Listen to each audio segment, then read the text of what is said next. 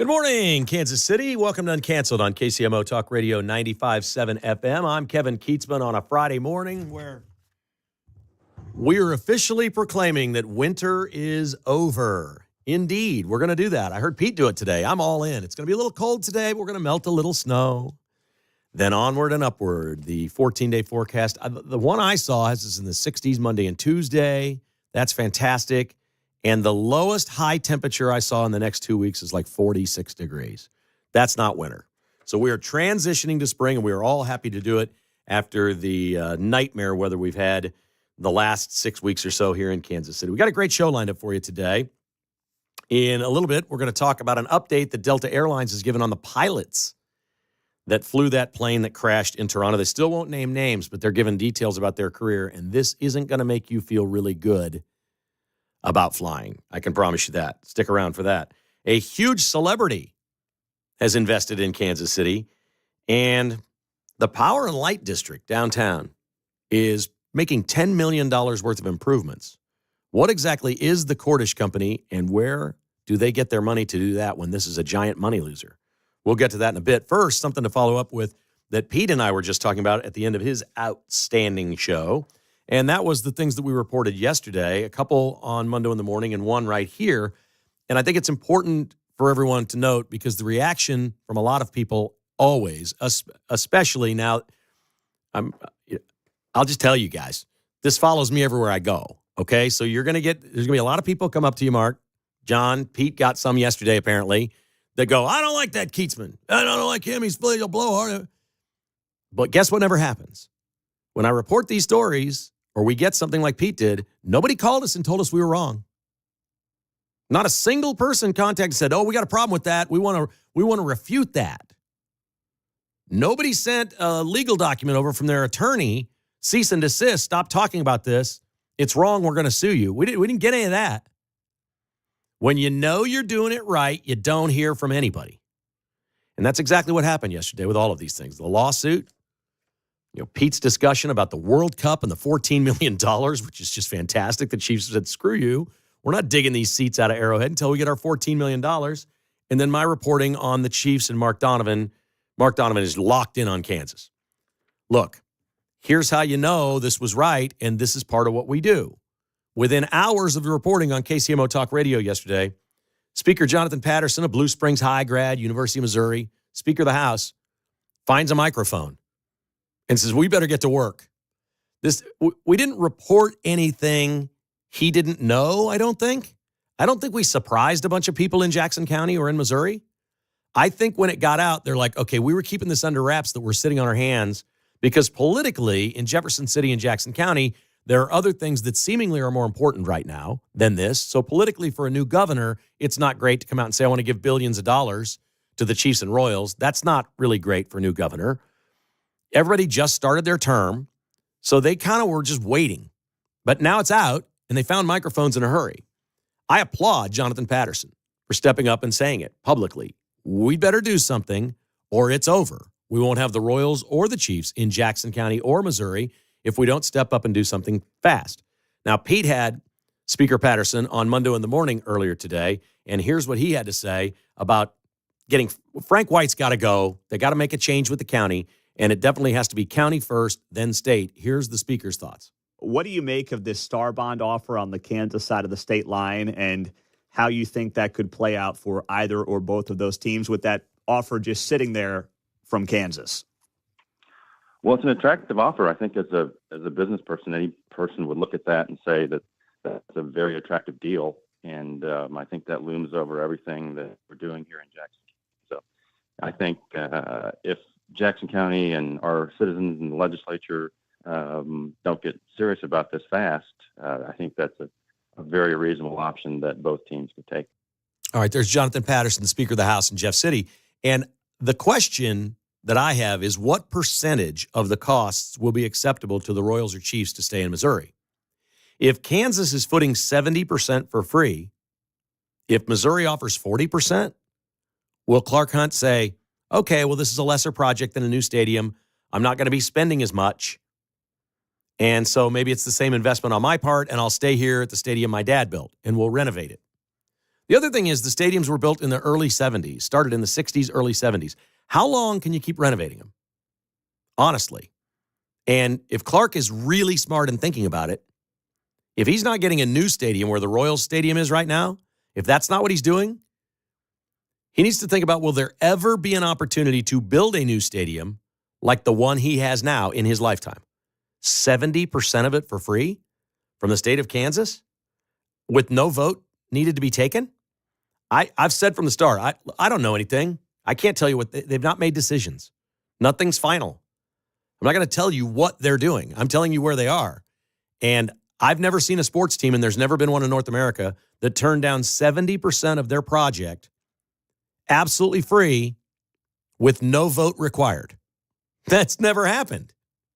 So I've all along said I think they're headed to Kansas because nobody's ever turned that down. Now, can Jackson County, first of all, get its house in order? Probably not, but maybe. Let's say they do. They can give an assurance to the state and the Chiefs that they're going to pass something. When? November? They're going to wait 9 more months? We're going to hang around here for 9 months and wait for Jackson County to have a vote? You think the Chiefs are going to do that? You think they're going to sit back and wait 9 months on a vote that may or may not be yes? The Chiefs want their own vote. Speaker Patterson basically separated the teams.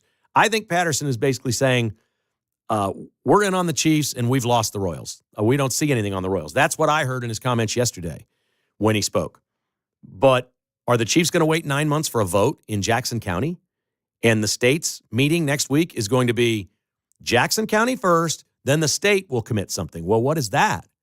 The state can't commit anything until they know what Jackson County's part is. I think this is a real uphill slog. I think it's really, really tough. Not insurmountable. If the teams are patient, if Clark has in his mind he really wants to stay at Arrowhead, that it's hallowed ground, that there's something there. But, man, what's dangling for him is crazy. A brand new stadium, a Super Bowl, an easy way out to say, we had no choice. We're almost 4 years into this process. We have nothing in Jackson County, nothing in Missouri. We're taking the Kansas offer. He's got the out right now, by the way. And nobody in Kansas City is going to question that. We've watched Jackson County long enough that nobody's going to question it. Clark Hunt gets it and says, well, we just couldn't get it worked out with Jackson County. They couldn't get their ducks in a row. Nobody is going to question that in Kansas City. We know how Jackson County works. We get it. It's why people like us don't vote for Democrats. That's it. It's not the way to go. And it doesn't work. On many levels, it doesn't work, and it's not working on this one, for sure. So we'll see. We can take some phone calls on that if you'd like to discuss it. 913-408-7957. Something else happened. This is sort of sports related, but this is sort of a picture of where we are in the human condition today. You know, during the playoffs, the Chiefs were playing, and there were all these memes and pictures out there of Patrick Mahomes paying referees swapping their jersey with Mahomes after the game, and all these different things we saw that the refs were in the tank for the Chiefs. I want you to think about what would happen if what happened at Sporting Park 2 nights ago happened at Arrowhead Stadium sometime. After Sporting lost to Messi, the best or most famous soccer player, highest paid guy in the world, he was here with Miami. He scored the game-winning goal, 1-0. Everybody got to see what they came to see. It was Messi, apparently. And so they got that. It was a freezing night. Tip the cap to the fans that they were there. The place looked packed. Unbelievable in that weather. Fantastic night. When the game's over, it's traditional in soccer, and now it bleeds over to other sports. They exchange jerseys.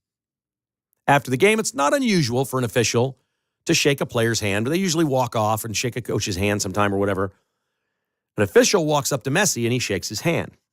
The official's name was Marco Nava. And he walks up to Messi and congratulates him on a fine game and says, "Can I get a jersey?" And Messi says, yeah, but not right here. Maybe meet outside the locker room or something. So the official from the match goes outside the locker room and waits for Inter Miami to bring out a signed Messi jersey for the official from the game.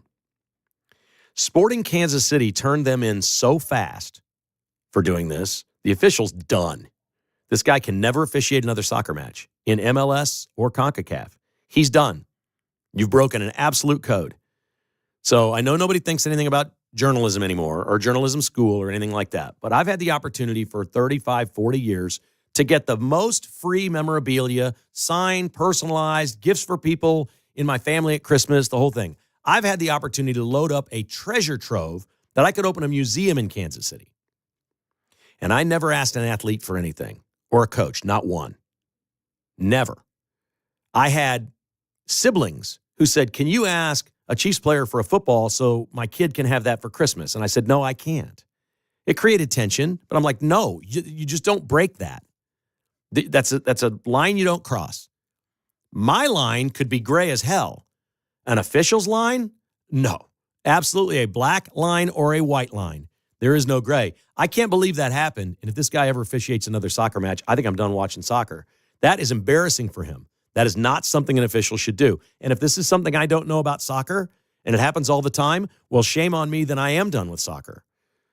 But since Sporting turned him into MLS and CONCACAF, I'm pretty sure this guy is done, or at the very least will never officiate another sporting match before, and that's awful. That's a human condition problem.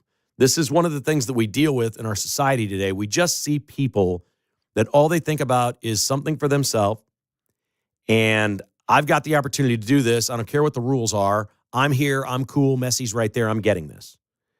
And that just isn't the way it works. It's not the way of the world. That guy's got to go back to youth soccer now. Man, I wouldn't even, I'm not sure I do that. What if one of the coaches is a car dealer? Right?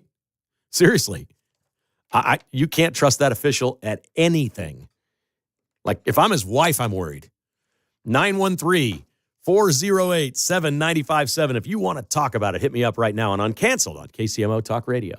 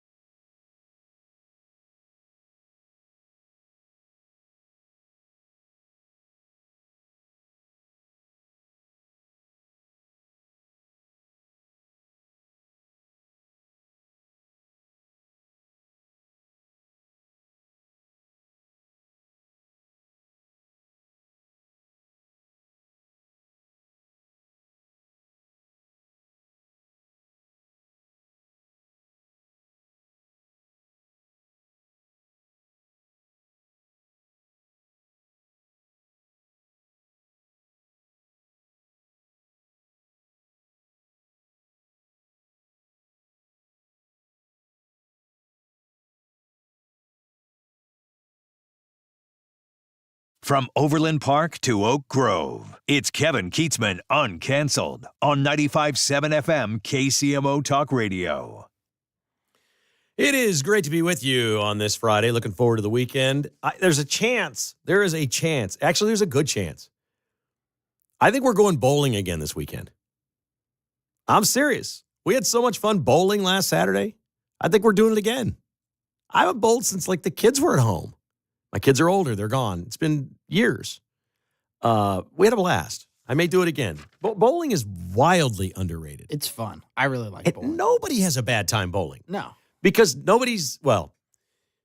are very good bowlers. Yeah. But it's like golf, okay? If you want to be in a league and you're a good player and you've got a 185 average, that's awesome. Go do that, be in your league, and go be competitive. But open bowling on a Saturday afternoon is just a bunch of folks out there having a good time.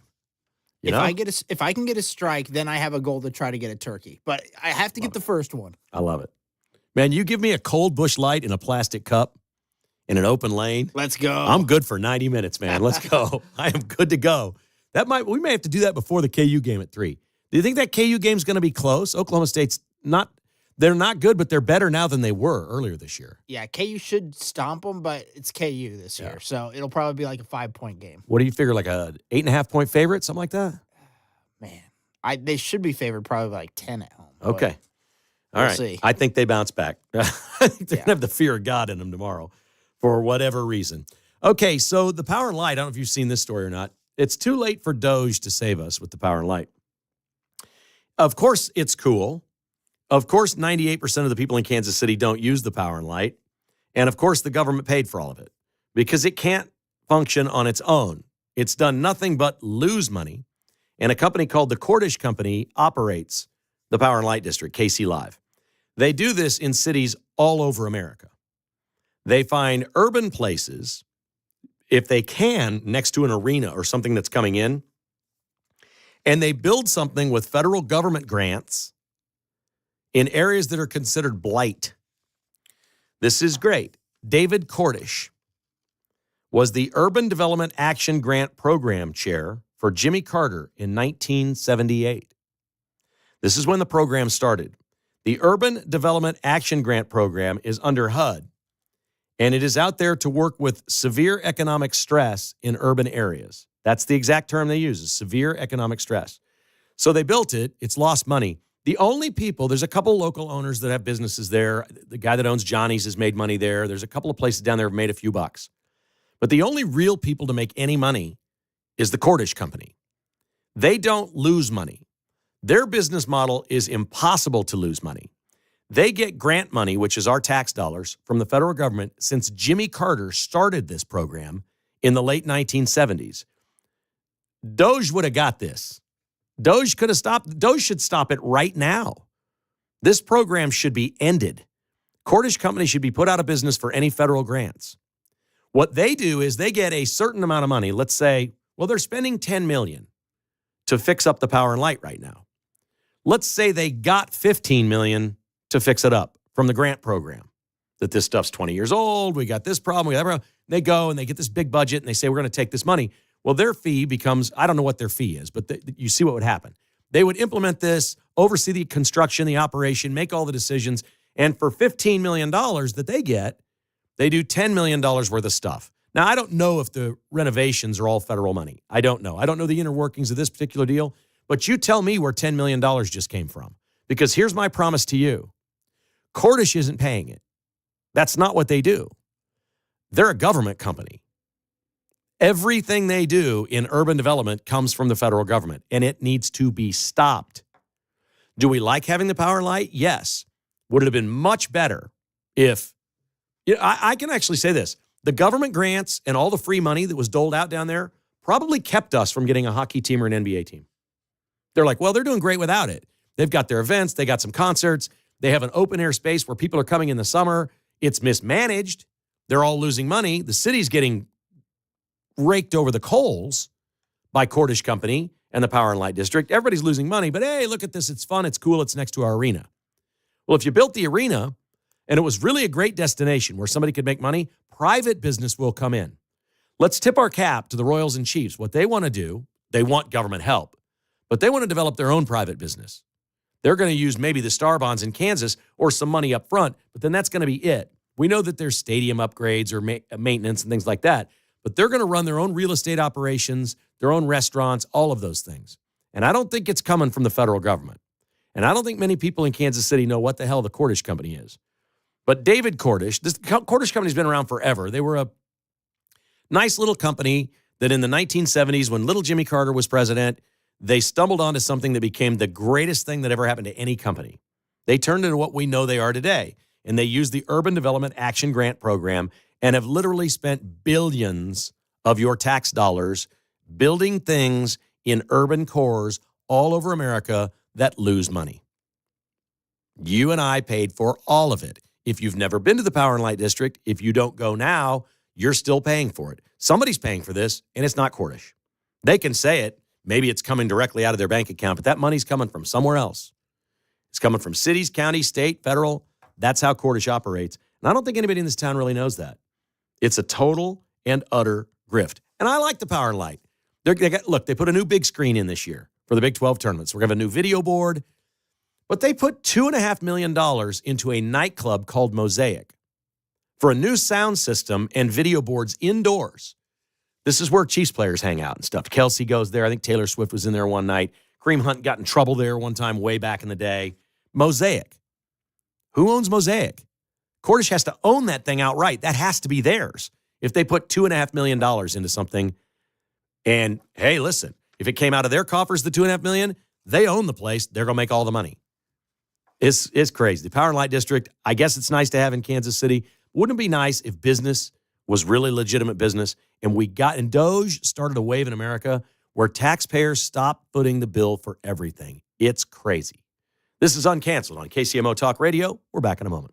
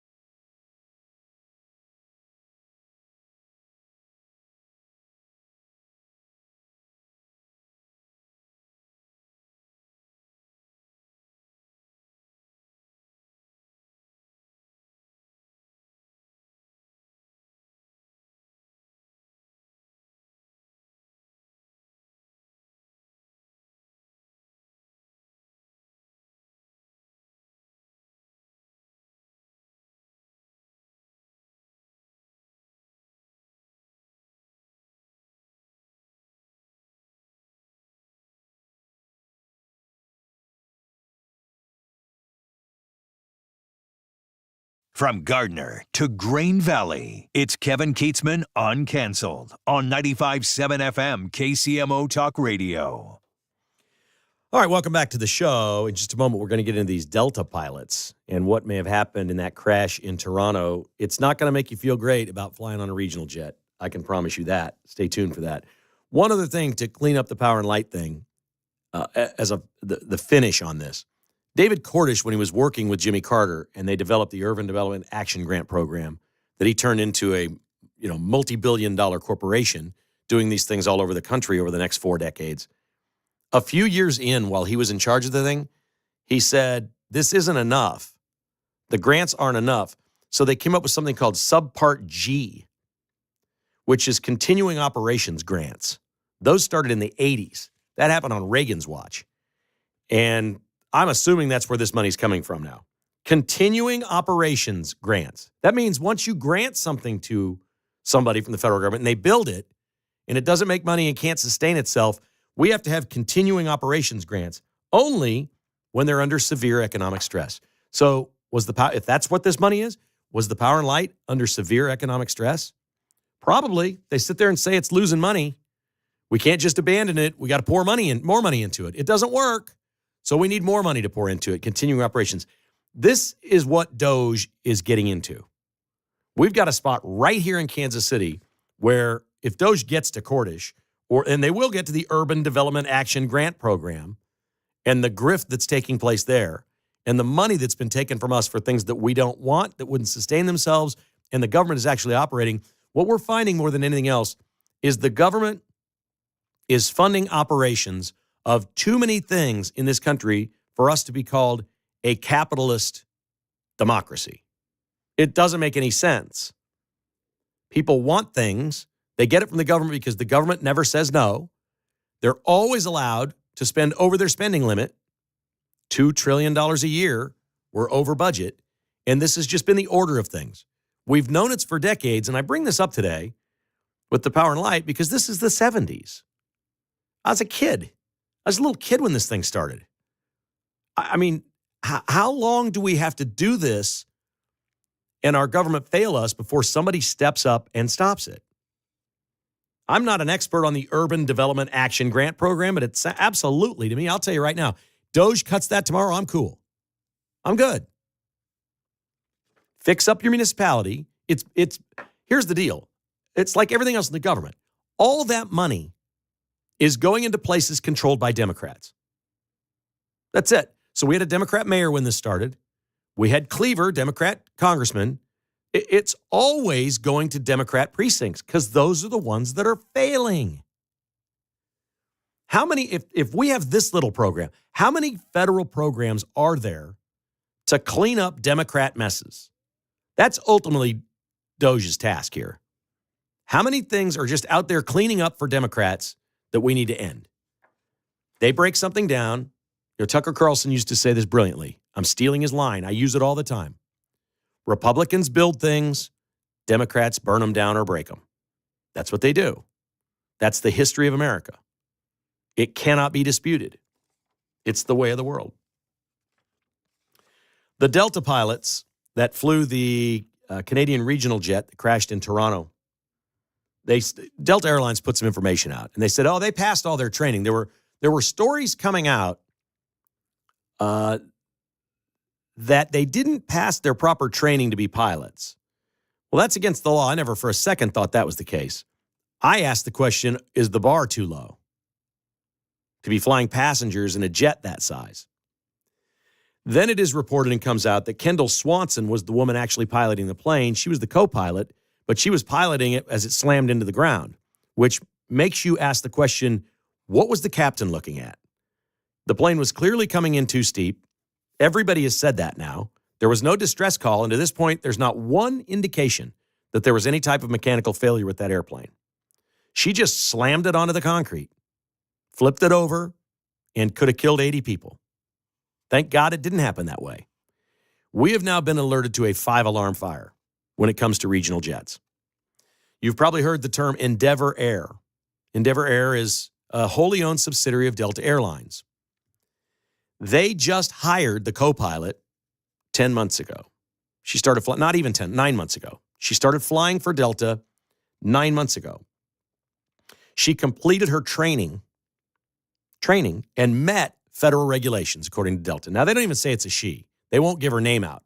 We're going on the reporting that it's Kendall Swanson, and that's a woman. But she's only been flying this thing for basically 8 or 9 months.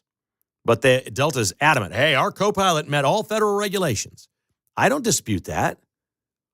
While we're looking at the air traffic controllers, can we get higher standards for pilots? And if it means fewer flights and the prices go up a little bit, it might be a decent thing to do. Maybe we should hold people more accountable to be better at their jobs. Everybody wants to turn this into DEI, and that's likely what this is. Endeavor Air had a goal of 50% pilots that are either female or a minority. That's Endeavor's goal. It's also Delta's goal. They coincide. It's also United's goal to have 50% of their pilots as female or minority. Well, she clearly isn't qualified to fly this plane. I don't care what training she passed. 11 months ago, she was a teacher, an instructor in one of those single-engine little Piper things that only 2 people sit in. That was what she was flying. And within 3 months' time, she went from that to flying this Canada regional jet. And now she slammed it in the ground. How about the captain? What kind of mistake did he make? Delta won't comment. They say he's perfectly certified for his job too, which I don't doubt. I don't question that. This captain worked for Endeavor Airlines for quite a while. Endeavor Airlines is the gateway to Delta. It's the JV. Remember JV sports? Endeavor's JV. You bide your time as a freshman or a sophomore on the JV, then maybe you get moved up to varsity and you play there. The pay gets better, the benefits are better, the jets are better, the routes are better, the hours are better. Everything's better at Delta than at Endeavor. Just because it says Delta on the plane, the pilot jobs are not the same. They're not the same. This is a cub reporter versus an investigative journalist that's been working for 30 years, let's say, in that business. Or a first-time salesperson versus the sales manager who's been doing it for 30 years. That's the difference in pilots. Are you ready for this? This captain has been stuck on Endeavor with no promotion to Delta for 18 years. You don't want to see that file. Delta, United, Southwest, American, we can go round and round and round. They are all just begging for pilots. They don't have enough at the highest level. That's why they use these other things to train. They're paying people to go to school. They're paying for Air Force scholarships. They're doing everything they can to train more people to fly to become pilots on these bigger jets. This man, we believe this is a man. The name of the pilot is James. We don't have the last name. James has been with Endeavor for 18 years flying these regional jets, and Delta has never promoted him. Makes you think twice about flying these regional jets. You got somebody that's been stuck in their career. Clearly, that file shows some mishaps and mistakes, or that pilot would be flying bigger jets. There's no question about it. You don't spend 18 years on the JV and not get promoted. That's a terrible story. And I've flown on a million of those regional jets. I've told Jessica 1,000 times, I like these better than the big planes because there's 2 seats on each side, and we don't have to deal with a third person in our row. We like it. There's no middle seat. One of us gets the aisle, one gets the window. I feel like they're, in many ways, faster or more nimble planes. They get you there. I like the planes. I like the airplane itself.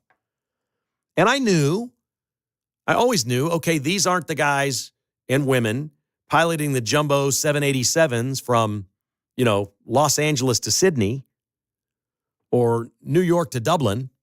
These aren't the best jobs. I get that. And you look in the cockpit and they're younger and you know that. But do you look at it and go, okay, they're going to let her fly the plane today. And 9 months ago, she was flying a Piper Cub with one little propeller.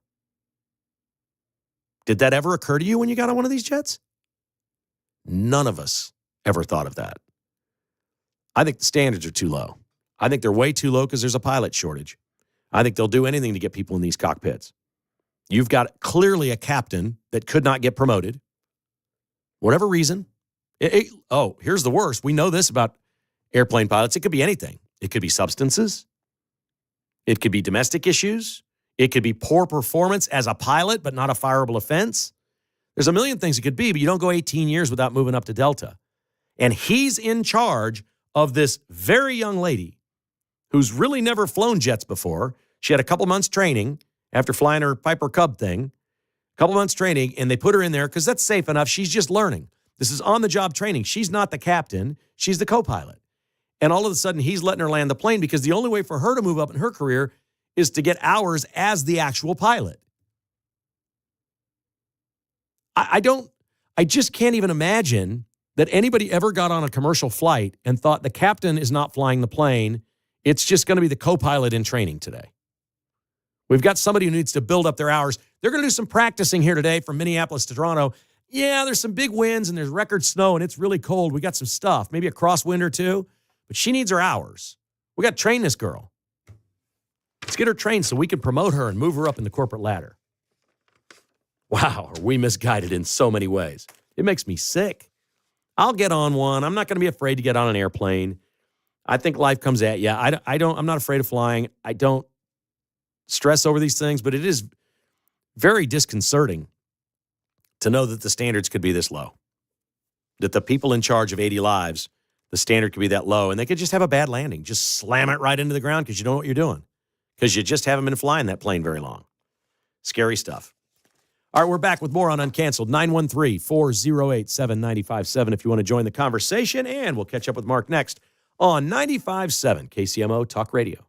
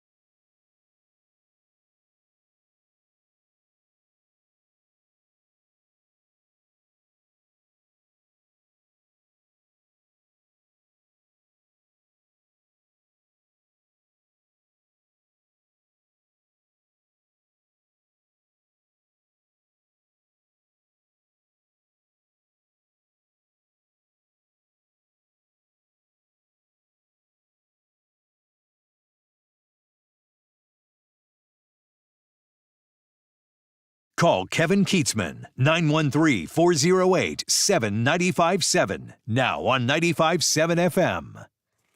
The Royals' first spring training game is today. Mark has just pointed out that there is no Hall of Famer in the lineup today. Well, unless you want to count Bobby Witt, okay. He'll be there batting second. Jonathan India leading off today, the new Royal, who we got for Brady Singer. Salvi not playing. Salvi to me is like Travis Kelce. He doesn't need to play in any spring training games, maybe 10 of them or something. Give him all the time. All the time in the world he wants. Days off, whatever it is Salvi wants, Salvi gets. Mm-hmm. All right, let's chat this up with Mark. Where do you want to start here, Mark? You want to start with celebrities, television ratings, or tennis? Let's see ratings. Ratings it is. The hockey game last night between the U.S. and Canada on ESPN. On Saturday, they got 10.1 million viewers in the United States and Canada. Now, I'm going to assume that more than half of that is Canada. But now that America had been awakened to this because they booed us, the number's not out yet today. So I hate to tease you on something we don't know yet. It takes a while to calculate these things. If it was 10.1 on Saturday night, when ratings are typically low, what would have been on Thursday night, which is a great TV night, after all the buildup? What do you think the combined number will be? I'll say it's probably close to 20 million. Yeah, I think it's going to double. I think it's going to double, and the big growth will be in America. Yeah. I think Americans, Pete said it. I said it. Did you watch the game Saturday night? I didn't watch Saturday. I watched last night. So that's three of us. I didn't ask John today. It's his birthday. He probably watched a little bit of that last night, but I don't know if people watched on Saturday night. It may be way higher than 20 million. Yeah. The NBA, in contrast, got 4.6 million on Sunday night, which is the best night for television for their All-Star game. Their All-Star game was weird this year. It was awful. It's weird every year. They should do what the NHL does. Take 10 days off and have a 4-team international competition right in the middle of the thing. There's plenty of countries represented. Everybody can field a team. Four nations is a great idea. Hockey's absolutely nailed it. Even NASCAR beat the NBA All-Star game. They're in real trouble. But we're expecting maybe 20 million combined or more between the U.S. and Canada for last night's game. Canada won 3-2 in overtime, which kind of stinks, but let's be honest. The most important part is we get our $200 billion a year back. I don't care if Canada's a state. I think it's all a hoax, personally. I don't think they're going to be a state. They're proud people. But we got to get our $200 billion deficit against them back. That's it. It's just a negotiation. And I can lose a hockey. That would have hurt them a million times worse than it hurts me that we lost that game last night. Oh, yeah. That's their sport. That would be like us losing a football game to their Canadian League team. Just crush them. All right, on to tennis. This story's a little heavy. There's a tennis player, a lady named Irama Raducanu, and she's from Great Britain. And she was playing in Dubai at a tournament. Don't think Wimbledon Center Court, where there's or the U.S. Open, where there's 15,000 people around watching this thing. This is the area where there's multiple courts. And on the outside of each, there's sort of bleachers. And so people are watching. There's fans there, but it's probably in the hundreds, not the thousands. This is an early match. It's not the big match. She's playing. Things are going well. When out of nowhere, she breaks down.